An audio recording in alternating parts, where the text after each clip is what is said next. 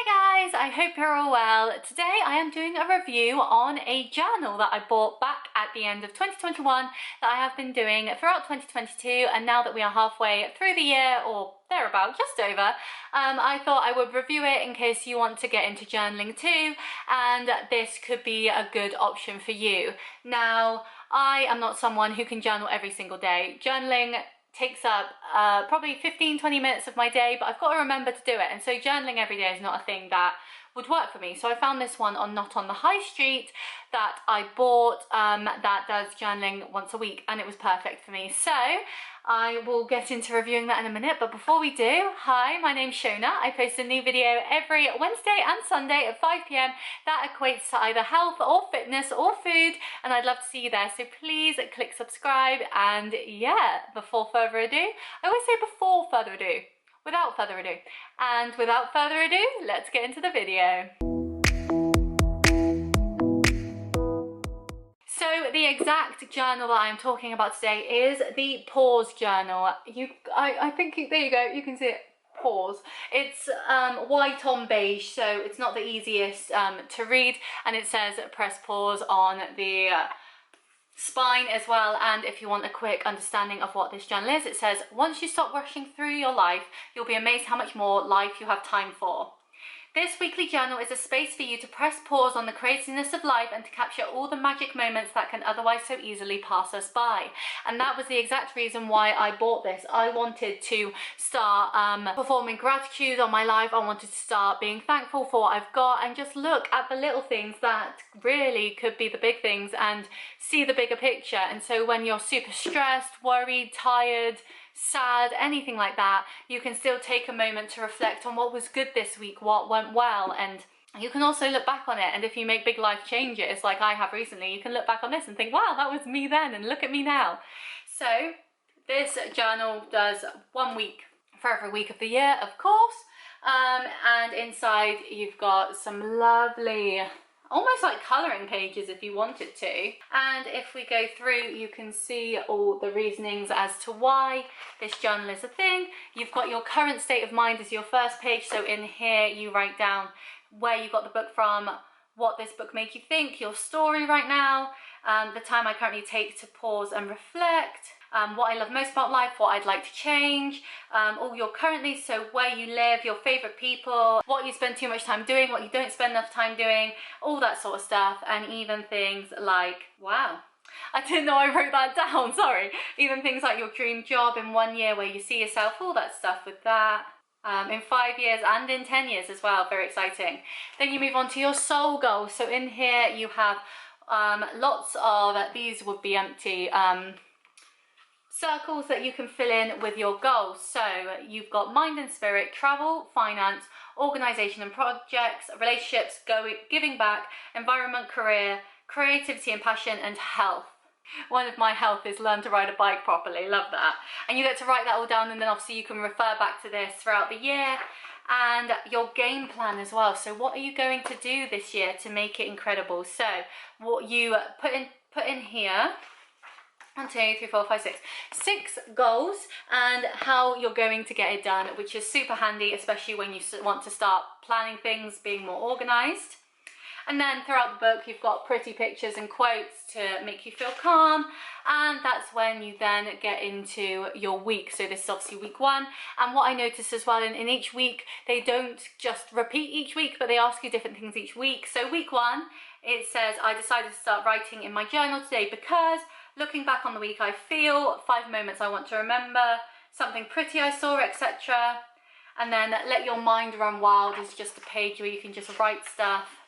And then yeah, week 2, they've got my week has been, fun things that happened, time spent in nature, something weighing on my shoulders.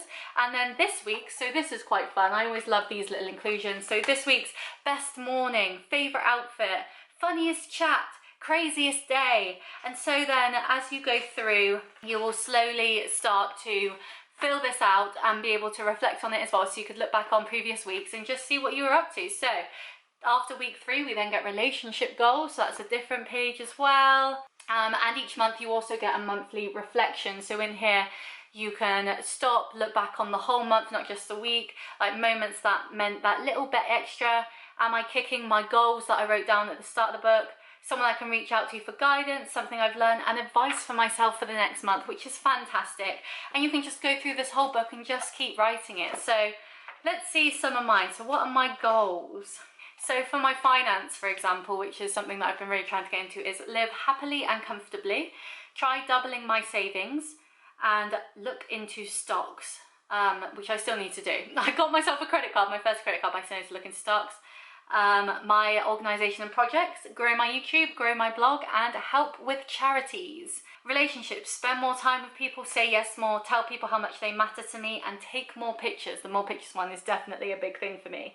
But yes, so it's an absolutely brilliant journal to be able to look through your life, even the things that you don't think matter. So even like my best outfit for the week. So let's have a look. So favourite outfit, crop top I wore to the gym for boxing. I felt confident, you know, like little things like that. It doesn't have to be like, oh, I wore this really nice dress. It could literally be a crop top that made you feel good.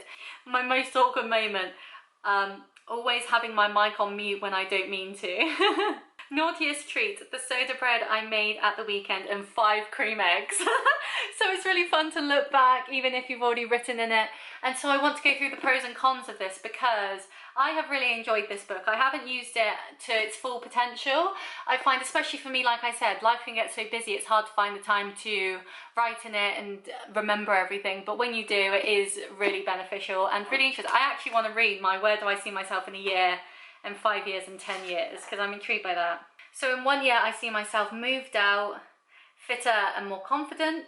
In 5 years, my dream is to have a house and a dog, and maybe more in my relationship. Oh, how cringe. And then in 10 years, I think I will have settled down and be more worry-free, which I think is lovely. Oh, so yeah, so let's go through the I'll stop reading my journal to myself now. Let's go through the pros and cons of the Pause Journal and whether it is worth you getting it or whether this may be something that isn't really what you want. So my first pro with the Pause Journal is it's good to help you realise how much you've done. So especially in weeks where things are mundane, you go to your job, you go to the gym, you go home, you go to sleep. Like that's your day for 5 days of the week. And then on the weekend, you might do something more exciting or you might not, you know, you might not have the energy. And so it's good to remember what you have actually done and how much you've done, because sometimes it can really just go over your head when you're on like autopilot.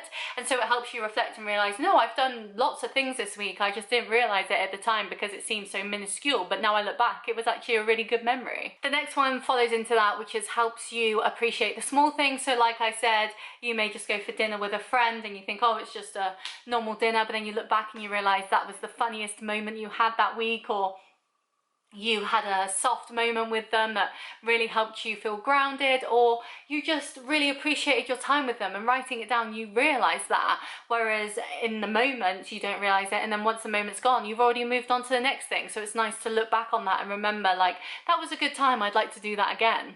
And the last one is it gives you a breather from your busy life. So like me, I'm always doing something. I've got my YouTube, my blog, gym, work, other hobbies, conqueror challenges, everything. Like, I'm constantly going, and so sometimes it's just nice to take that moment to realize like what I've done, reflect on it, think about what I can do better next time, and just keep learning and growing and changing and being appreciative of what I've done as well, which is really nice. And it's just nice to look back on it, and sometimes, especially with the goals at the start, you can go back and look at them and think, oh, I haven't really worked on that one, so let's look into that next. And it can give you a point to go to as well, and like something to aim for, which is always nice. But of course there's cons to everything in life too, and my cons for this one, I've got 4. So I have 3 pros, 4 cons, is you have to remember to do it. That's the biggest thing, is you have to find that time out in your week to be able to do it. And this is why I couldn't do daily journaling, because I just don't have that time. Like, time escapes me.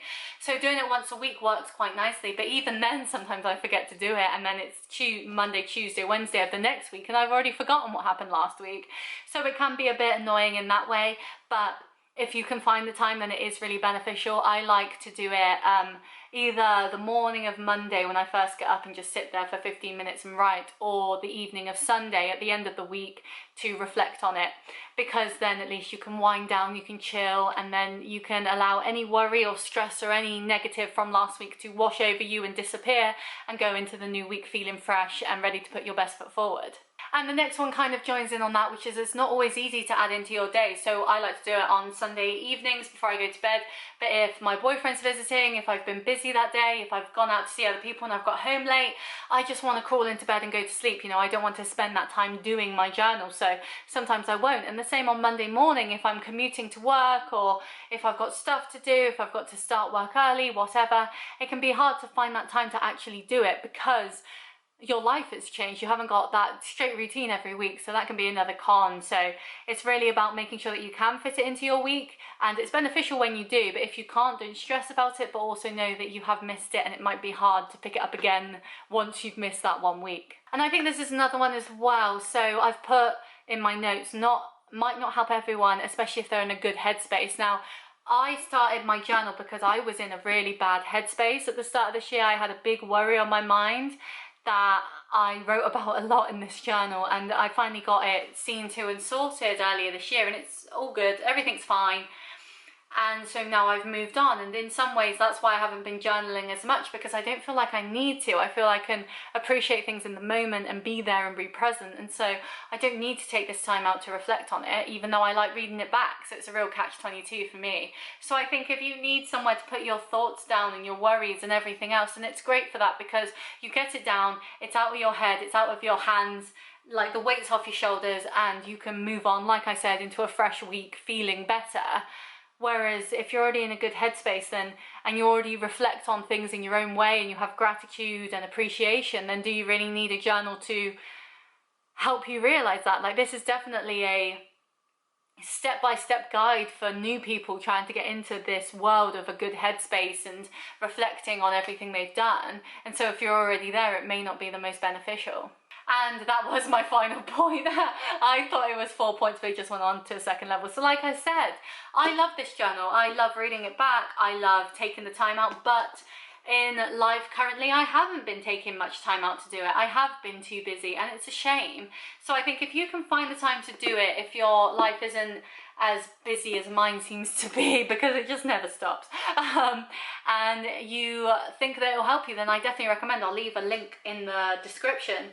But if you think, nah, I don't really need that, I'm not really into journaling, then that's fine too, you know, it's all up to you. But I think being able, even if you don't buy a journal, but being able to take that time to pause and reflect on your week or your month or where you've been, and to be able to see the good and the bad in it, and see how you can let that change and affect your week coming for the better. So say you said you go to the gym 3 times this week and didn't, you can say, okay, I didn't do that last week, but I can do it now. Do you know what I mean? Like, I can pick that up again.